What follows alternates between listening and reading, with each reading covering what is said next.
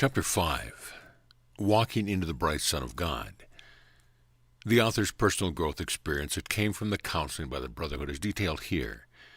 Her concept of Jesus changed, her belief in reincarnation was strengthened, and revelations about dead friends were given. It is now important to be prepared to walk into the bright sun of God, wrote my teacher from the next plane of life. I took my fingers from the typewriter keys and reread the message. What a beautiful metaphor, and how much to the point of my conversations with the Brotherhood of God.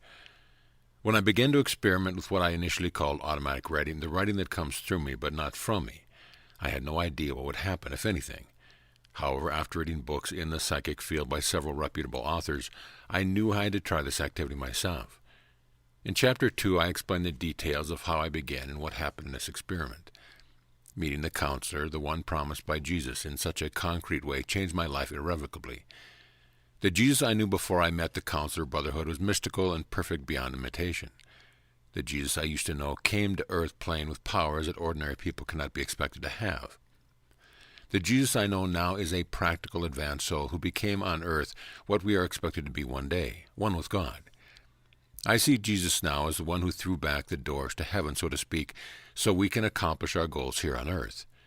He invited us to make use of the promised counselor, the Brotherhood of God, who acts as an open channel between us and between God and us. The communication goes both ways. I wrote this chapter once, and when I finished, I asked someone from the Brotherhood to comment on it. You need to have more on the wonderful goodness of God. Growth is the good truth.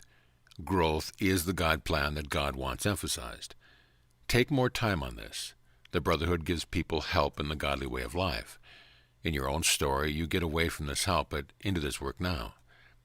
I reread the chapter. The critical commentary was right. Carried away with the journalistic fervor, I wrote pages on my conversation with my communicator. I formed a personality of the teacher, but I missed the entire point of the chapter, to explain how the Brotherhood of God, who acts as the counselor, is helping me to grow spiritually.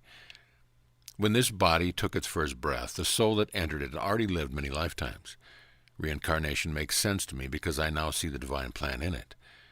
When I meet a child who has been brain damaged or a physical disability or is abandoned or abused, I know this one lifetime is not all that child will have. What the child learns from this experience, however, is the point. It is the point of my life, too. Reincarnation assures that all our development, all our happiness and joy is not dependent on this one lifetime. We come again and again until we grow into mature souls that need never come this way again to learn life's lessons. My communicator puts it this way. God plans this good method, reincarnation, that souls may try again and again to grow into that which they are intended to become, their full potential. To understand reincarnation, one needs to give the growth idea the consideration it deserves. Growth is the purpose of life. Only growth. Growth is the spirit that comes into relationship with God, who empties that soul of all ego and fills it with God life. Reincarnation is the way. Growth is the purpose. Reincarnation takes the soul the long way to attain truth, but it is the plan that works. Growth comes with lifetime after lifetime. The time between lives is spent here on this plane, where each soul contemplates his last lifetime and plans what he must do to continue growth.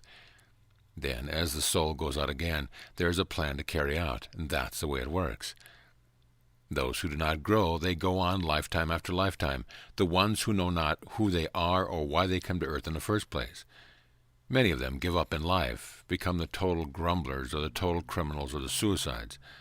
They intend to accomplish nothing in life because they came without a plan. They wander in the earth plane, lost in their own emptiness. My teacher assures me that my true home is in the next plane, that I have family there who care about me. Though I do not remember anything about such a life, I am assured again and again that when I leave this earth plane and die, that I will be joyous in my reunion with those who await with me. This lifetime is temporary. My true life is on the next plane. I believe this about myself. My life makes more sense in this perspective than it did when I believed that my earthly relationships were all I had in the way of loving family and true friends. Not only does reincarnation give me a better perspective of my own life, it helps me to accept the tragedies of life with a belief in divine justice and divine good. When a person dies in an accident, by murder or his own hand, I know that the soul still lives. I know that soul is welcomed home by those whose love is eternal. I know God's plan will let that soul try life again. The same is true of those I love, friends and family. When they die, I grieve. Oh yes, but grief passes and acceptance of God's plan takes its place. I received a gift from the Brotherhood one day. Today is the only one of this kind. You may question the ones who have gone before. Today you may go to them. Today you may be the questioner. I was delighted but unprepared. Later I wished my list of names had been longer. I asked first about a man from my community who lived a full life and died when he was in his 70s. He is the best one whom we have on the matter of growth.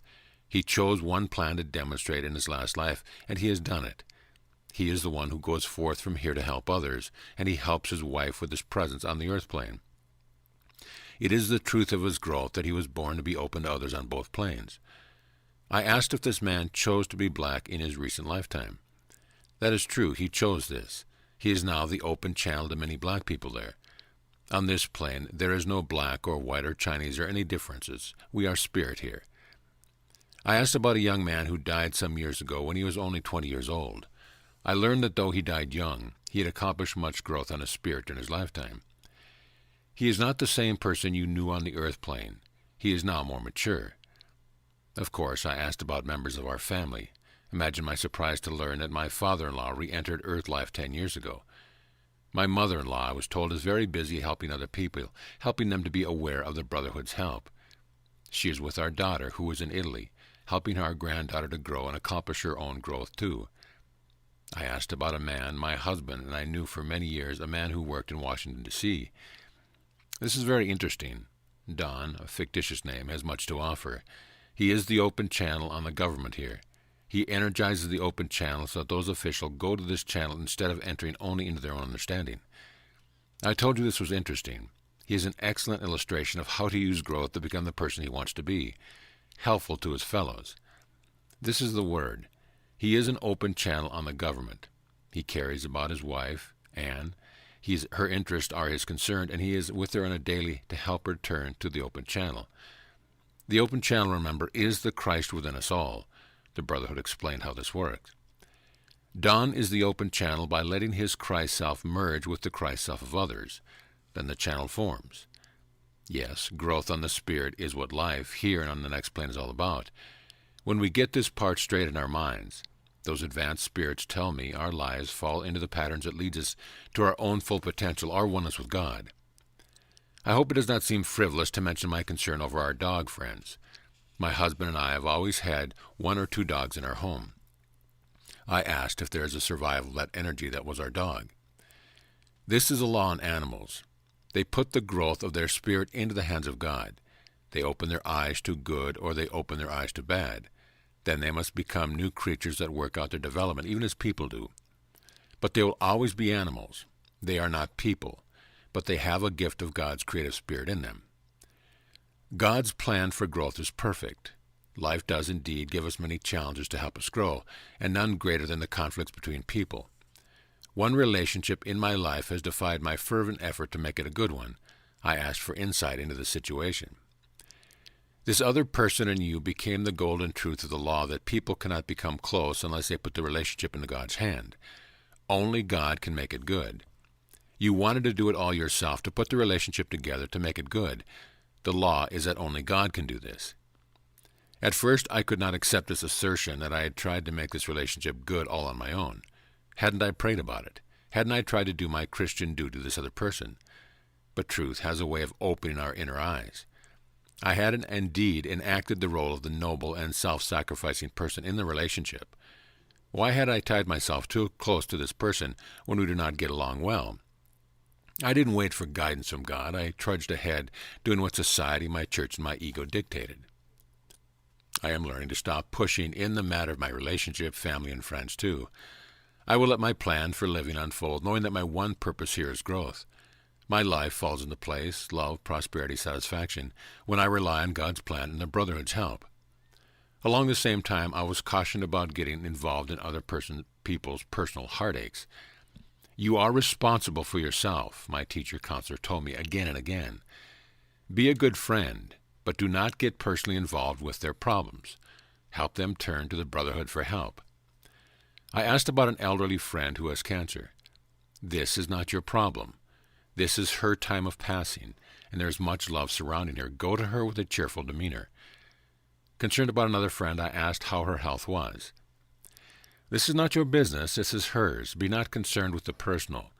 Be there as a friend through all things, but do not let her concerns be yours. Another time I asked about prayer for others, especially those who are ill. I was told at first I had to be open to the God force that heals me. Then I can include others in that healing force. Healing others is the work of advanced souls. The best idea is to call upon us to work with the person who is ill. This brings up the subject of our prayers for other people. I learned in church I attended that prayer for others was my duty and my responsibility. Sometimes people were helped and sometimes people were not helped. I was to believe that God answered my prayer with a yes or with a no, but he also answered. I gave lip service to this explanation for many years, but it never did satisfy me. Jesus healed anyone who asked him to do so. He always succeeded if the person seeking help believed healing was possible. I asked my friends in the Brotherhood for more explanation. The healing by Jesus has no parallel in the earth plane today. Jesus was an advanced soul. He tried to teach his disciples to do the same healing, and they wondered why they could not always succeed as Jesus did. They thought one only asked God to heal, and that was the only thing to do. But there is more indeed. The truth is that Jesus gave out the God force that entered his own body. The God force that Jesus had came to him because he could think it, create it, become it. But though the disciples wondered how it came about, they did not get the thought, the energy to express in them to the extent that Jesus did.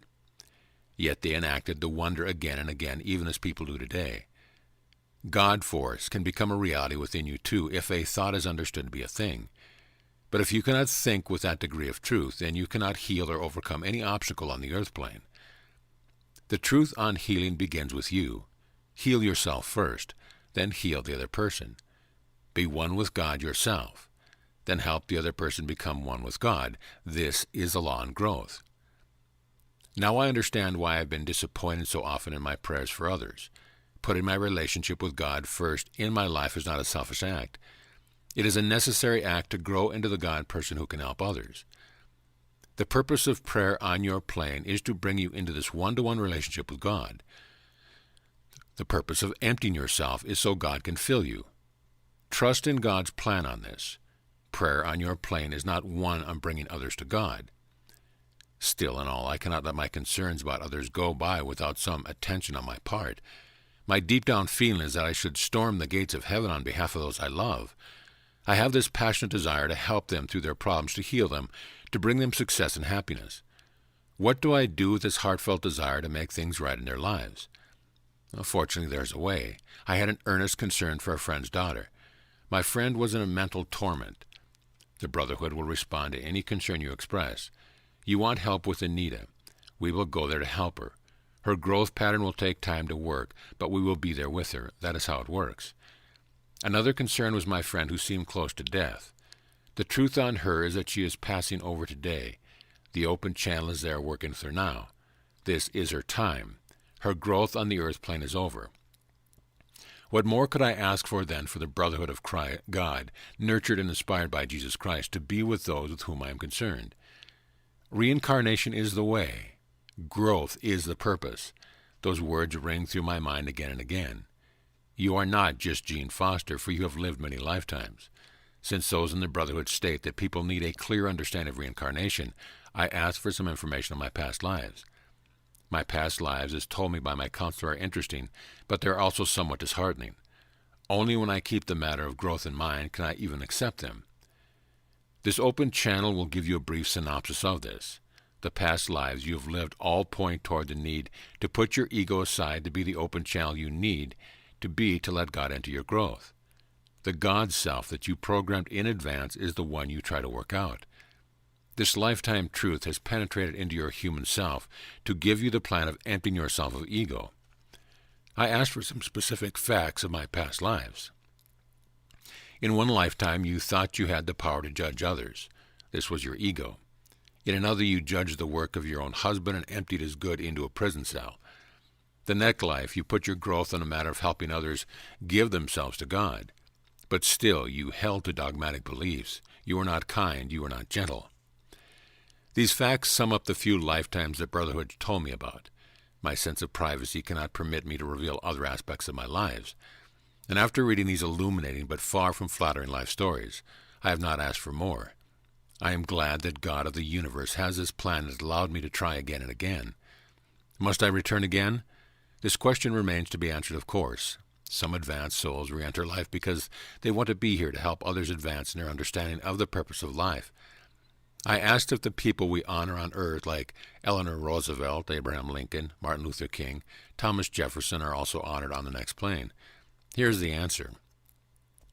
Each of these you mentioned there on your paper have been the re-entries that will help people during the upcoming turmoil. These souls will be the ones who will give stability to chaotic time. They and many more. Eleanor Roosevelt has returned.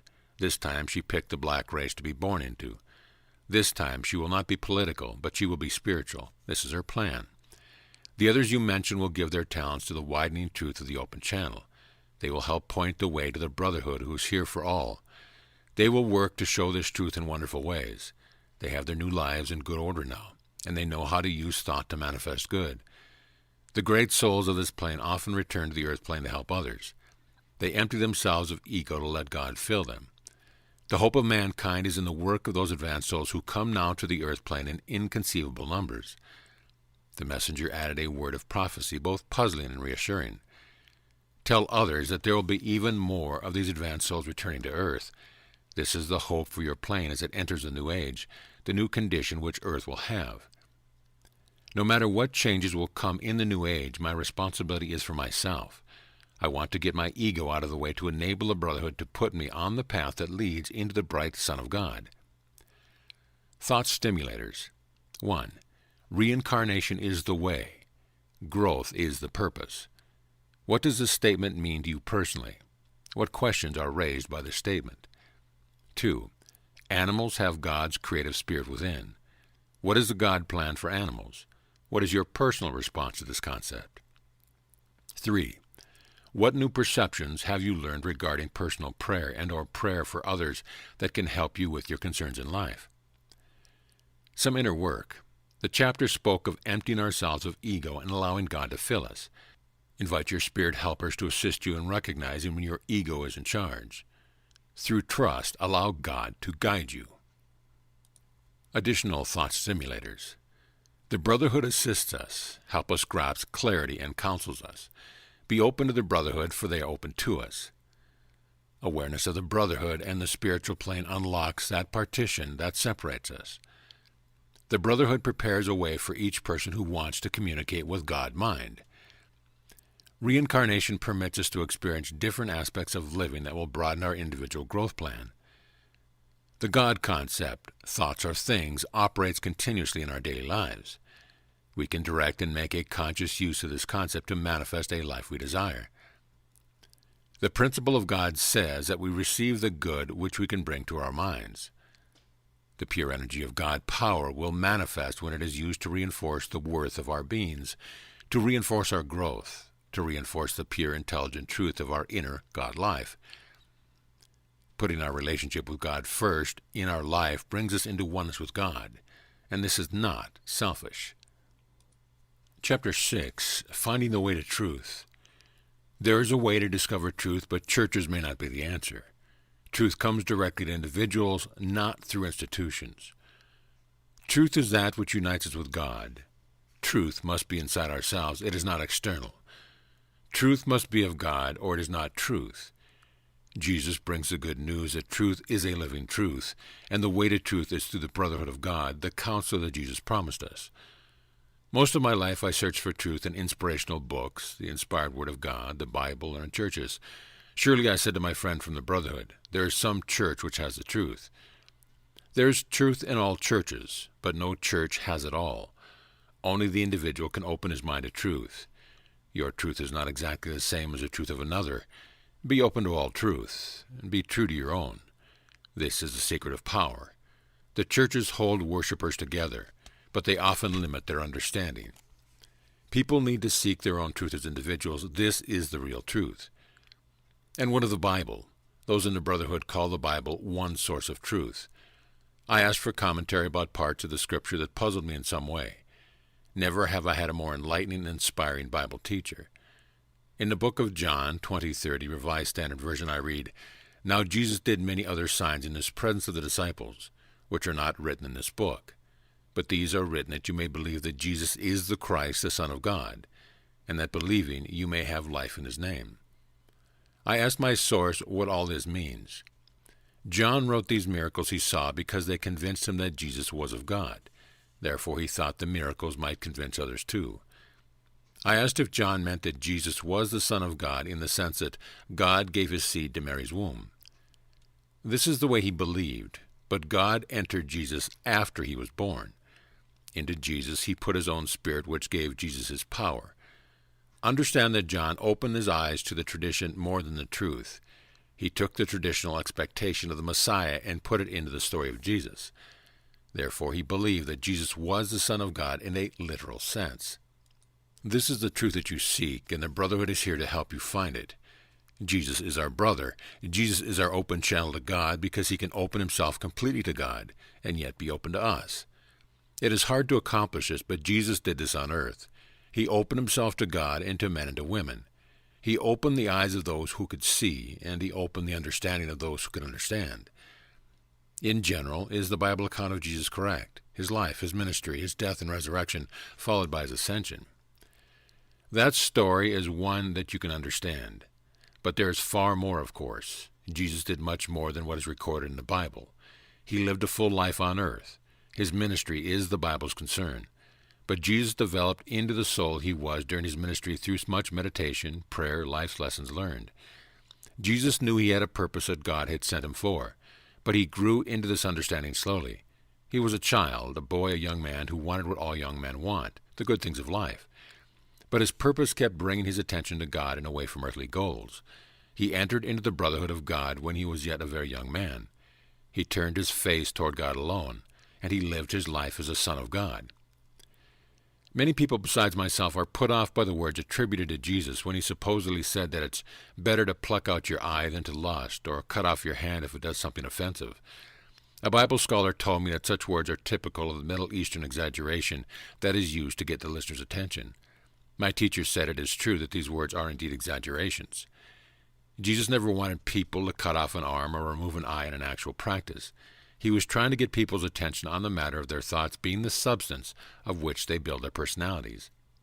If they lust, they build an awareness of the women or men that they desire, and this awareness builds unhappiness over what they have. If they envy others and entertain such thoughts, then they build an awareness of unhappiness over their own circumstance. The exaggerated language was merely a way to get attention, fastened on what he was telling them about their minds in action and how their thoughts affect their lives. Who is the devil who tempted Jesus? The devil is that within each of us, which invites us to partake of all that life can offer in the way of material gain.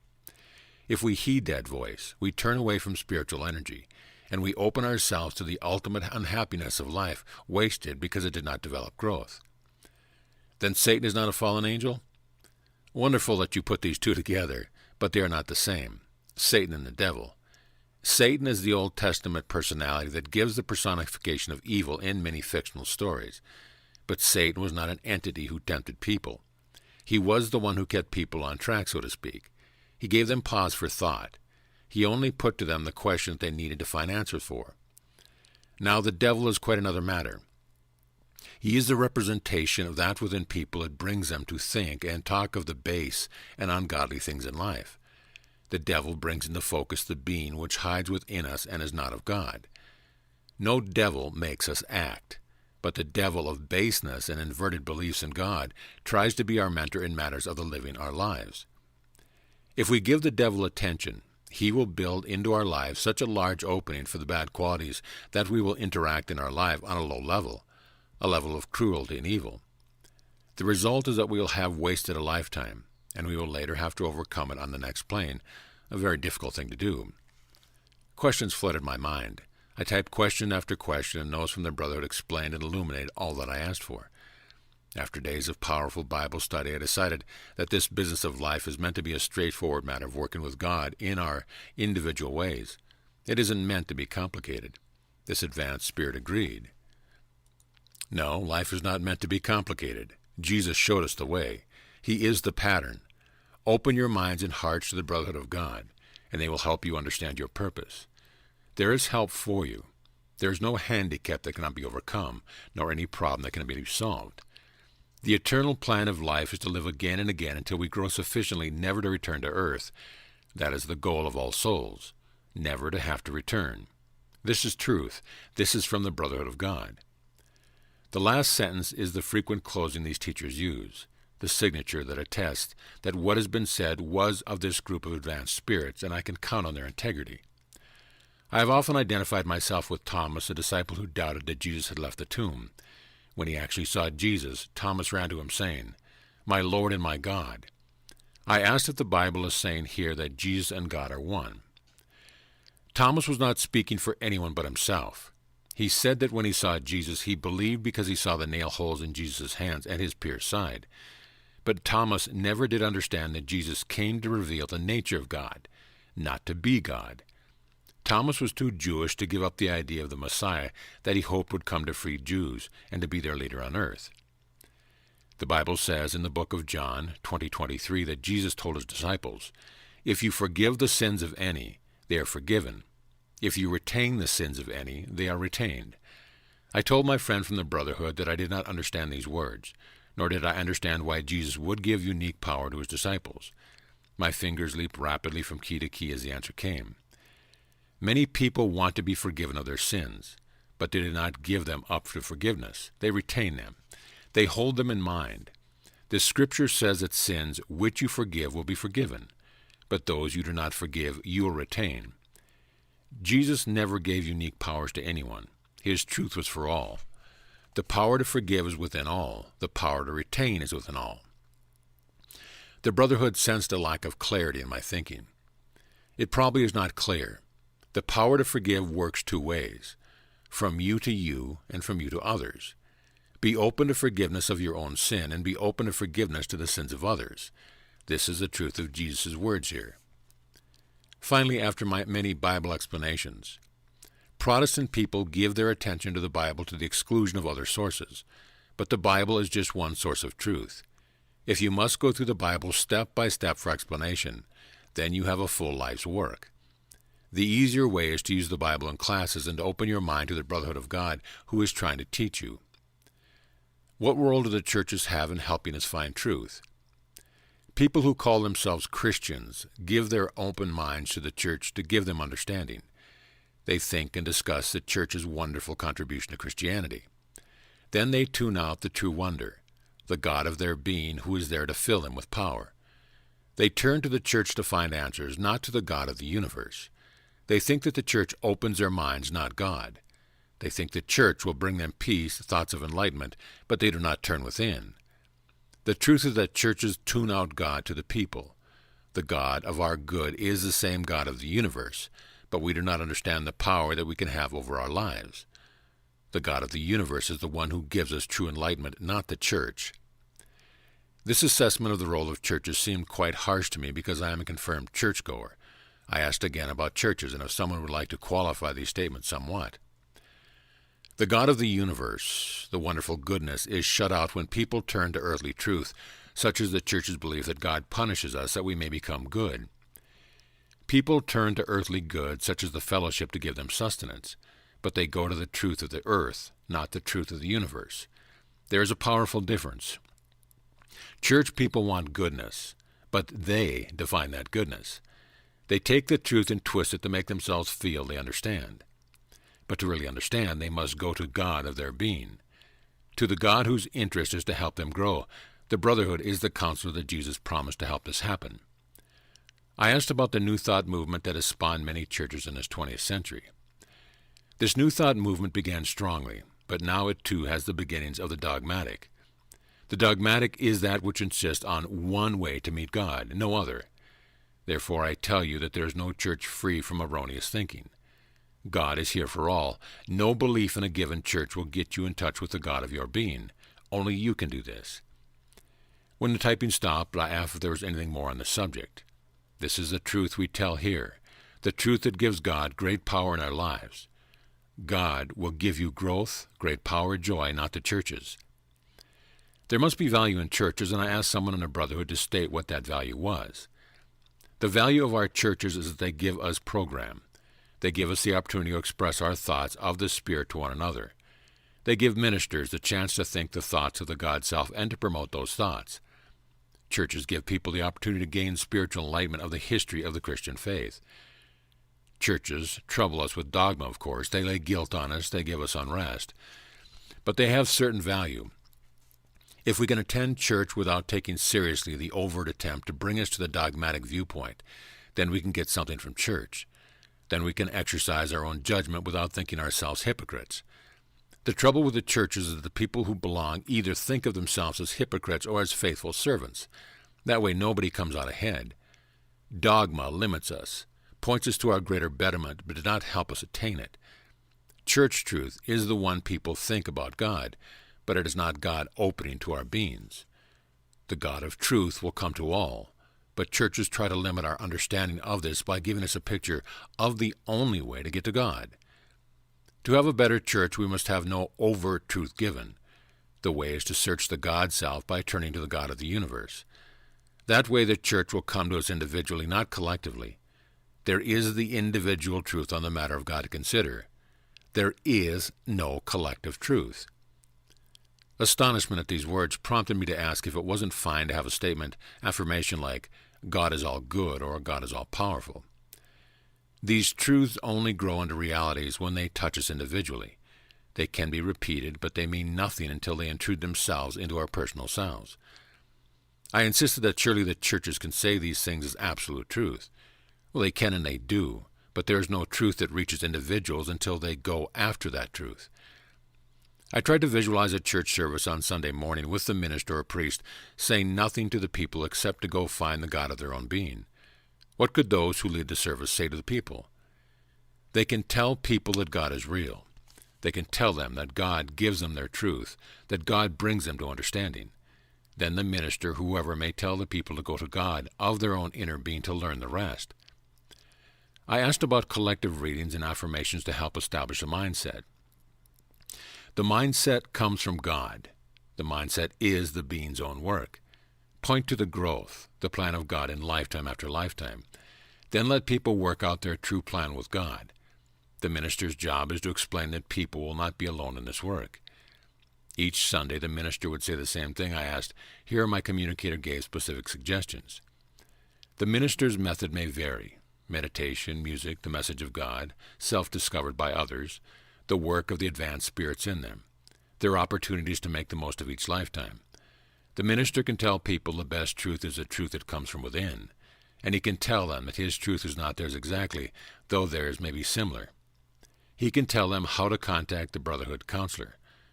Why, I wondered, is one person's truth different from another person's truth? Isn't truth unchanging? The truth that is unchanging is that God exists. The truth that varies from individual to individual is that which affects growth. The truth of my soul is not the truth of your soul. This is the true way to ascertain truth, and it is only for your own growth, not someone else's. What about people who take strong stands on certain social issues and problems that stand as God's own belief? This concept is indeed false. Those who feel strongly may ask if there are others who agree with their stand. Then they may proceed together to influence the opinions of others. But to enter their belief or their truth into the book as God's truth on the subject, forever and for all, is not the truth at all. That way they condemn all who differ from them. Theirs is the dogmatic way again, with one person judging others. I inquired about the value of inspirational books in our search for truth. These open our eyes to the possibility that there is more than one truth abroad. The thing to do is to read, but to try to find your own truth.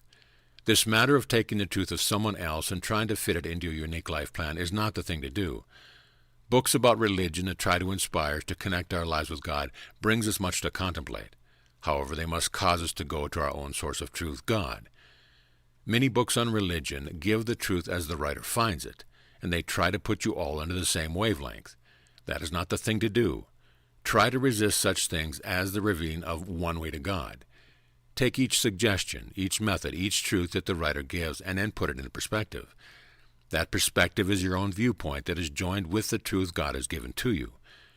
Take the truth to your inner temple to be remolded into your practical life. There in your inner temple will the truth be open to you and to you alone. What advice, I wondered, would those in the Brotherhood have for parents bringing up their children? Hopefully the child has come to the earth plane with a growth plan within the God self, but the revealing of this plan is not always wonderfully clear. Therefore, people always wander this way and that way, entering into various experiences to find the ones that will express their plan. But if they will go to us for help, we can help them understand their true growth plan. Not everyone, however, comes with a clear plan, but it is the parent's duty to help the child understand that through it is God's ideal to come with the plan intact. Each person can still learn of this plan through prayer. When a person turns around in his thinking and in his action, that probably means the plan has been received. Then the person turns away from emptiness to the light of God shining on the path. This is the part of the parent's work, but no parent can guarantee success. The individual is responsible to the plan, to the lifetime, and to God. When does the parent's responsibility to their children end? Parents have the main responsibility of bringing the child forth to life, then to care for it and to love it. Then there's education, both truth and historical education. When the responsibility is over, the parent tells the child, now grown, that he or she is the one to express his growth spiritually by way of truth messages that God has for each person. These messages will come to him or her from God through the counselor Brotherhood of God. This is the time. The parent will say that you must take responsibility for this life you have come here to live. This life is your plan made with the help of God before you were born. This is the truth that will give you the point to the living of your life. Be happy. Take your God self to the Brotherhood to get the help you need. Then your lifetime will not be wasted. It will be fruitful and great. I wondered if truth is hard to put into action. Deep inside me, I suppose there must be suffering and misery on my part. This is the Brotherhood of God. This truth we speak of here is the truth that opens our eyes to the possibility that God has to give us. This truth is not hard, nor is it that which causes suffering. Truth opens our heart and mind to the joyous way of life, to the beautiful, perfect way. Truth, the truth of God. Truth, the one that comes to you with the help of our Brotherhood. Truth, that which wells up within us. Truth, that which is irresistible. Truth, the best that we know. Truth, that which brings us in touch with the God of our being. God, the truth, the principle, the wonderful growth, the good that is with us, the good that works through us, the being that encompasses the thought energy of the universe into that which is, that which exists, that which teaches us truth. Truth, that is the goal of your being on this earth. Thought stimulators. 1. All churches have some truth. The Bible, according to the Brotherhood, is one source of truth. How can we access an open flow of living truth from inside ourselves? 2. What happens when we listen to the voice within which we name the devil? What is the role of the Satan concept? 3. We have the power to forgive or to retain sins. What is your understanding of the way this power works in your life? Some inner work. Truth opens our hearts and minds, uniting us with God to enjoy life in a beautiful and perfect way. Center yourself with the thought of receiving all your truth through your God channel. Request the Brotherhood's assistance in opening your God channel. In this way, you form a conscious awareness of your partnership with God.